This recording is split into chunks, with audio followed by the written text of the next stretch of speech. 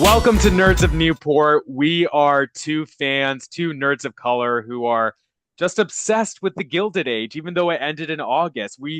My name is Swara, and this is Nikita. Nikita, how are you Hi, doing today? I'm amazing. I have my teacup ready for this little Amazing. dive into all things Gilded Age. I'm super excited. Yeah, so my name's Swara. This is Nikita. We are both part of the Nerds of Color family, and we were just discussing in our Discord just about how obsessed we are with this show and really why we're just so nerdy about it. Again, like this show, the season three ended in August, and Yep. it's just still so much on our mind. So, Nikita, tell our audience why you're so into the Gilded Age.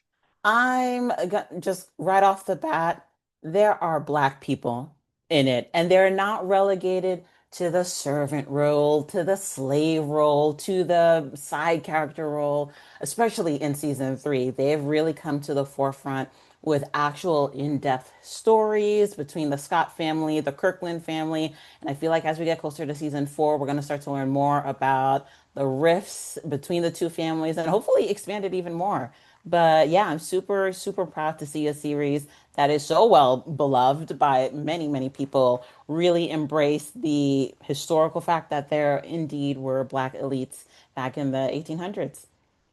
Yeah, exactly. The exploration of the Black Elite is definitely one of my favorite parts of the show in conveying this part of history that is completely ignored, frankly, in like American history classes. You just don't learn about it. You don't learn about how the Black population after the abolition of slavery had to, like come back up, but really how, you know, during slavery, Black folks in the North. And this is what we had with the Black Elite in New York, which Right. is truly incredible.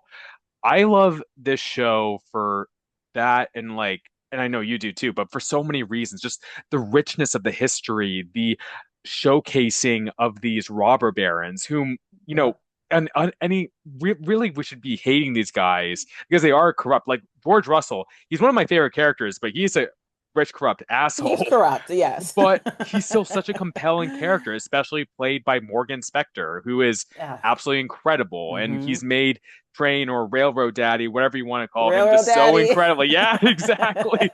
And um, along with the Russell family, Bertha, she's my favorite character. But she's She is ruthless, right? ruthless, just so good. And the way that Carrie Coon plays her is just Hmm.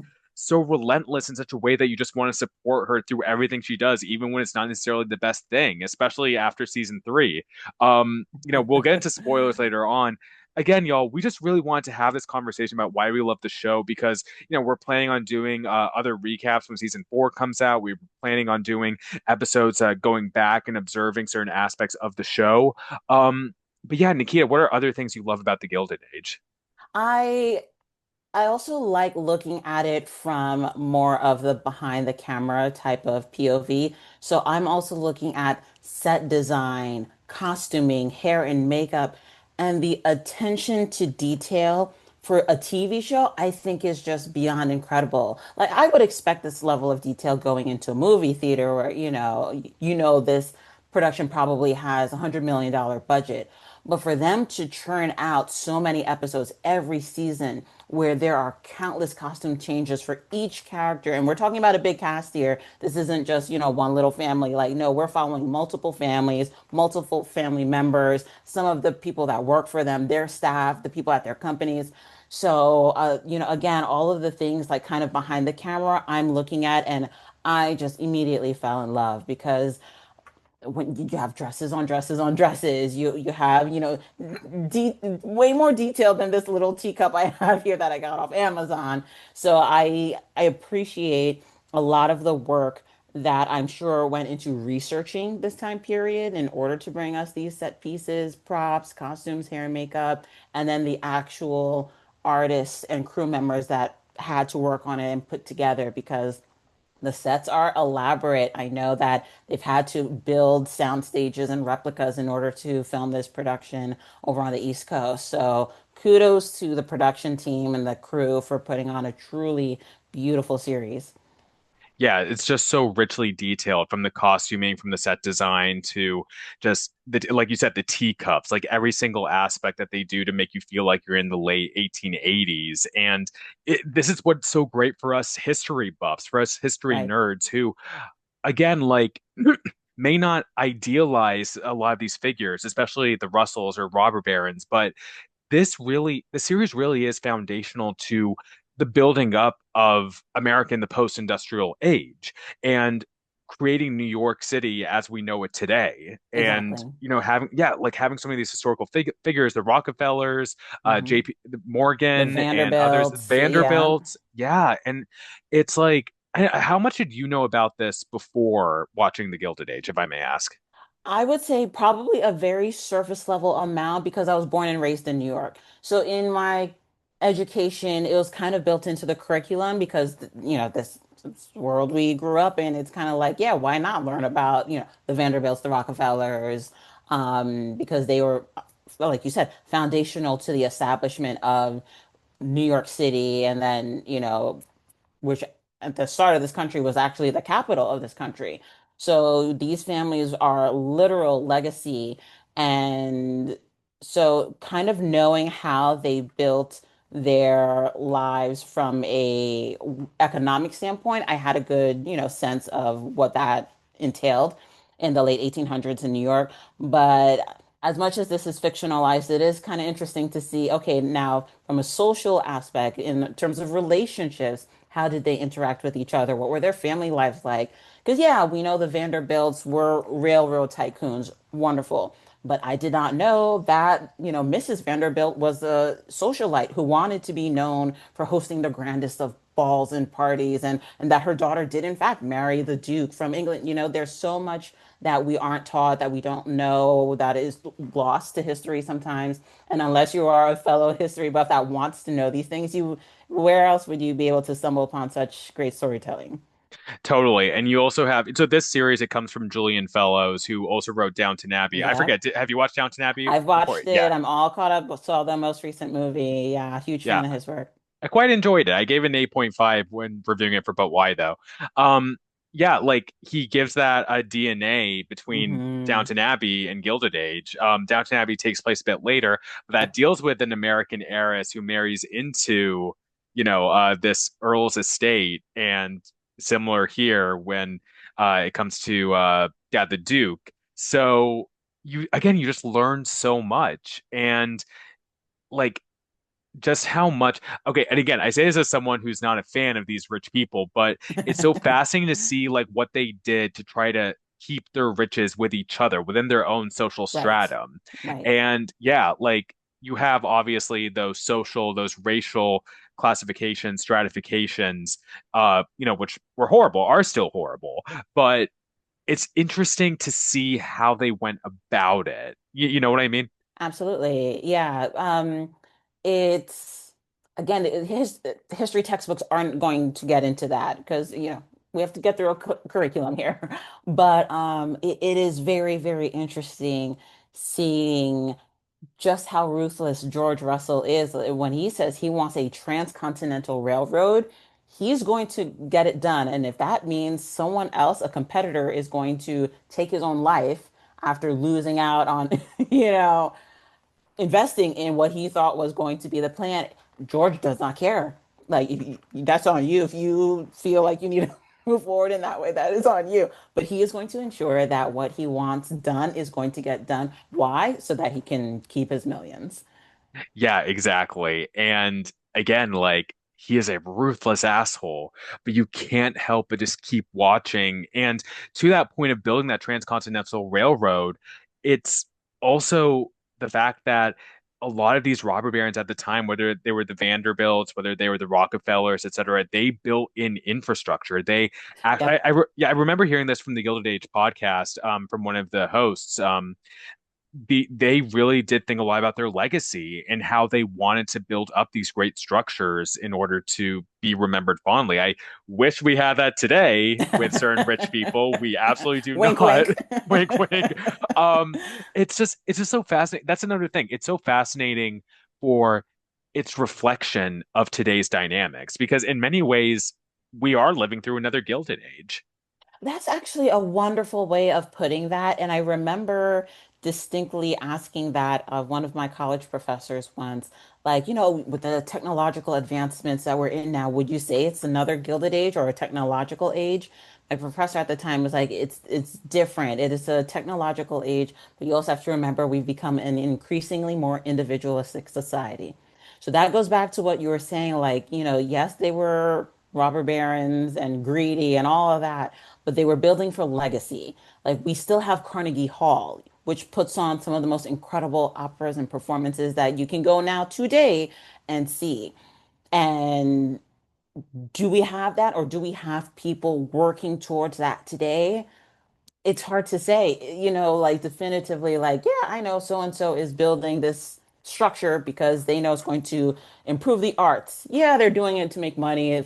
Privately, that's their business. But I can go see a show at this legendary hall named after someone. Not so much these days.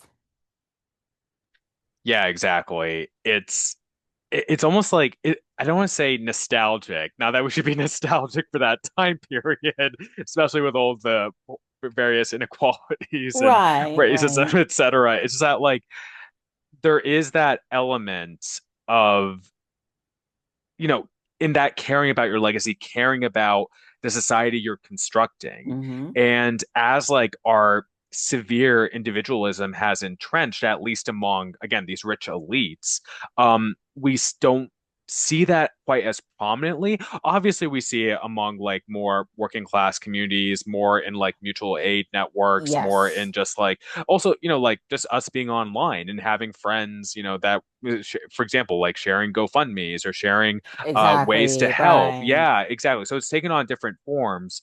It's just that then it was like it's almost like flipped in a way. Like back then, it's like they were focusing on the interconnectivities of how to build up something greater, and now it's like that. Now that we have the tools now, especially with the advent of the internet and communication, Mhm. it's almost flipped in another way. I maybe got a little esoteric there, but I don't just like fascinating to think about. That's what I love so much about this show. It makes us think. It makes Exactly. us think. Yeah, it's just like also we just got to talk about the performances writ large. And Ah, you mentioned theater, you mentioned opera, just like this cast is all like stacked. Broadway legends. It's so Right. stacked. Like, I mean, when you first watch a show, which name really like came out at you? As again, born and raised in New York, which meant I grew up doing musical theater. Audra McDonald being in the show, Felicia Rashad, like these are names. When I was little, I was watching tapes of them, teaching dance, teaching musical theater, teaching jazz, and and seeing some of their performances on Broadway. So to see them on screen and going toe to toe with each other, and like those scenes blew my mind. But also seeing them just deliver the most rich yet still grounded performances has been absolutely incredible. Because we're watching legacies, true legends act their butts off on this show, which again gives it more depth and texture and richness that we already love in many other aspects of the show. Yeah, totally. It's just like so great for musical theater nerds, and I just really Yeah. want a musical I'm episode. waiting for it, like him, even if she just gives us a couple of notes or something. A little song here or there, I will not complain about. Absolutely. Audra McDonald, what an icon. Uh, yeah, I was super excited to see her. In the first or second episode of season one, I don't think I was aware that she was going to be in it. For me, like, I just love Christine Baranski and Yes. Hmm. Cynthia Nixon. I love both the sisters for different reasons. And Yeah. I will also say, I am an Agnes apologist. She cares deeply about her Ah, family. she really does. And for me, I think she's one of the more interesting characters because her exterior shell is, to me, New York. That is like what I know of New York. I always describe New York as kind, but not nice. So New Yorkers may say something to you that's not nice. Like you may drop your papers on the sidewalk as everyone's walking, you scatter everywhere and blow in a New Yorker's face. And they'll be like, hey, watch where you're going. But then they'll get down and help you pick up all those papers. And I don't think many other cities can attest to that very specific dynamic of personality. And I think Agnes embodies that. So her shell is like, you are not messing with me in any way, shape, or form. But the minute I see you in distress or in need of help in any way, I'm there. I got you. No questions asked. And she showed that multiple times throughout the series already. Yeah, absolutely. Um, I just, if you don't mind me bringing this up, like Agnes is also such a principled character, particularly in being anti-racist, For from yeah, for jump, and Peggy. like Yep. for Peggy and Peggy's family, as we see in season three, like welcoming them through the front door, which, Yep. I'm wondering if you could speak to that. Oh, absolutely. Already, as you've mentioned, she has demonstrated that with the fact that she even hired Peggy, allowed her to live in her home. She could have just been nice and be like, "Oh, I know someone you can go work for," and that's it. But she literally allowed Peggy to live in her home and work as her assistant slash secretary. But the moment when Peggy was sick and the first doctor was like, "Oh no, no, no," and then was like dipped out of there. She said, "Oh, no, no, no, we don't like we don't condone this." I was like, "I'm calling your parents. They need to come up here. We got to figure something out."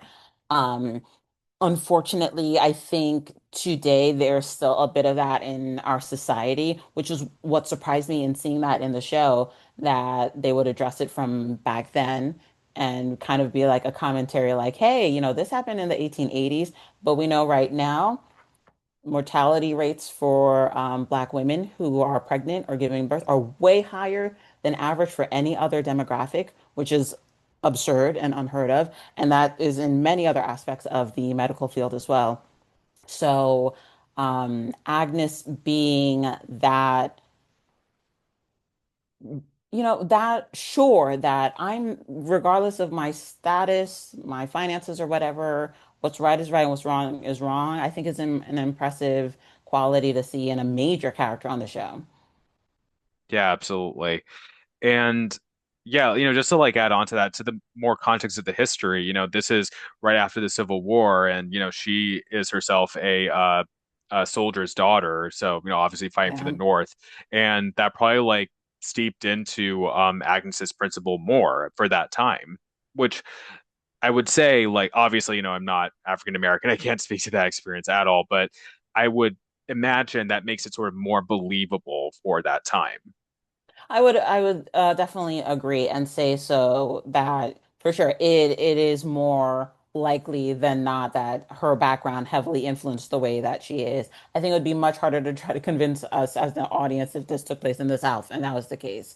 Right. Just kind of based on, like you said, coming off of the Civil War and how history has shown things to have played out. But yeah, and the way we're talking about it now is again goes back to why the show is so unique because it's making us have those conversations. It's making us not only look at it back then, but compare it to have we changed? Have we improved at all in our, the way we deal with people who don't look like us? So yeah, it's very fascinating. Yeah. And just so great to see the journey Peggy goes through, even though there is obviously trauma that she's dealing with at the start of the series, but she keeps persevering through it. And if we can get into spoilers for season three, like culminates in such happiness for her Ah, at the end. But yes. um, yeah, like Peggy as a character, how's she for you? She is phenomenal. There's this thing, and I came prepared in case people need a visual, that has been around for a very long time, and it's called the paper bag test. In a lot of families of color, specifically Black families, for many generations, if you were perceived as darker than the color of a paper bag, you were lesser than, unworthy, not equal to. And that stems very heavily from slavery, because essentially a lot of families were broken up and split up a lot of times solely based on their skin tone, who was perceived as, okay, if you were darker, you can work in the field. If you were a lighter skin tone, you would be in the house. Um, we see that come into play with Peggy and how Dr. Kirkland's family, specifically his mom, portrayed by Felicia Rashad, views Peggy and Peggy's parents. As much as I, as a viewer, can watch it and be like, oh, she doesn't like it because, Peggy's dad isn't rich and Peggy's mom had to work her way up through society and married and not that's how they got their riches. There's that other level that, from my upbringing and background, has that understanding like, oh, it's even more deeper than that. It's also a skin tone issue and the layers that come with that. Again, fact that Julian Fellows and his team dug into that and brought that to us as the audience to see and be aware of is just like, okay, we did our research here. But like you said, it was so beautiful to see, spoiler alert, at the end of season 3 for Peggy to get that happy ending. But I am very curious. They're not married yet. How is Mama Kirkland going to feel as the wedding preparations begin and they start moving forward? The way Felicia Rashad played this role, just like so icily and like almost monotone without actually getting to monotone because it's just like it's a really brilliant like acting move of just being I am the calm and collected Yep. one. I am the one who's at the head of the society, this pastor's Hmm. wife. And I have to tell you, Nikita, like again, listening to the Gilded Age podcast, which I highly recommend, is very good. I learned for the first time what the Blue Vein Society is. And I was absolutely, and I mean, again, that speaks to my own experience, not having this experience that this such a Right, right. society could actually exist. And it's horribly disgusting. And for context, I'll just say like the Blue Vein Society was among certain lighter skinned black folk who said you have to be have skin light enough to see a blue vein Hmm. on your wrist. I was just so shocked. But watching the show like helped me realize this more. And Right. you know, there's still so much more to learn for us non-black folk. Absolutely. Yeah. And it's it's both tragically beautiful, that it's tragic that that was a thing and in some ways kind of still is a thing in society today. But the beauty of that is again through this show, if you know of it, you kind of now have the words and the imagery to understand it. And if you didn't, this is a wonderful learning experience where you're not being put through the fire of actually experiencing it yourself. You get to watch it happen on screen, but you get to learn about it that way. Yeah, it's just like again, it's opened focusing so much on the black elite, it's opened the avenues more for like non-black audiences who unfortunately don't seek out enough black media to understand more about this, especially with the fact that the Gilded Age is like HBO Max is like top show, at least it's like top Exactly. five. And um in a way it's our own it's the in some ways it's the American Downton Abbey, but still distinct enough that it's able to culminate in such popularity. And something else I will say that's great about that is how progressive basically the entire cast is. They're vocal on so many issues, like against corruption, Yep. against what's been happening in Palestine, especially Cynthia Nixon, if you follow her for years. And that just also like makes me, and Danae Benton, she's also been Yes. very Yep. vocal. And that just makes me feel so good as a viewer, knowing I'm watching something that's such great quality, also has such great quality people leading it. I'm so glad you brought that up because I was going to touch on that also that, knowing that this is not just acting. Like these actors are truly standing on business in their own personal real lives about, some of the subject matter is great and it makes it feel more real. Like, yes, I know we're watching a fictitious piece of entertainment, but yeah, when I see Cynthia Nixon being like, I'm with the abolitionists, I know in real life she stands on that. We love you, Cynthia Nixon. Please let us interview you. Right, By the way, right. if we ever get to like this is more behind the scenes business, but if we ever get to like interviewing the Gilded Age cast, I think we should like split it amongst ourselves. Absolutely. I'm with you on that for sure. Maybe we That'd be can both amazing. maybe we can both interview Cynthia Nixon though, because Oh, she's that would such be an great. Yes, yes. yeah, I think that's gonna wrap it up soon for our conversation. Yeah, y'all can tell we love this show. We love it so much that we decided to start a whole video series about it Yep. for the Nerds of Color channel. Thank you so much, Keith, for taking this idea with us. And yeah, we'll definitely have more videos, maybe on a semi-monthly basis, of exploring certain characters, certain story Mhm. arcs, certain themes of the Gilded Age, and our anticipation for season 4, whenever that gets up and running sometime next year. Yeah. Yeah. So, yeah, Nikita, any final words for our audience as we wrap up this inaugural conversation? Just that I'm so incredibly excited, and I love the fact that it has brought so many different people from different backgrounds together because it is such a fascinating show. Whether you're just watching it for entertainment, or you're a history buff, or you're a self-proclaimed nerd like we are, like it's a wonderful show to have all these different kinds of conversations and dig deep into, again, the characters or storylines. So I'm excited. I cannot wait for season 4. And yeah, let's rock and roll. Let's rock and roll. And thank you all so much. Thank you, Nikita, so much for doing this with me. Thank you all so much for watching, and we'll catch you next time. Bye, guys. Comics, movies, and TV, yeah. Pop culture with a different perspective. Watch it on your screen, hit play, so check this. This is the hard knock life, but not the chica kind. More like the people in the world seeking perspectives with a different line. The kids who share their interests together with a similar kind. When they said John Glover for Spider-Man, they didn't mind. The activists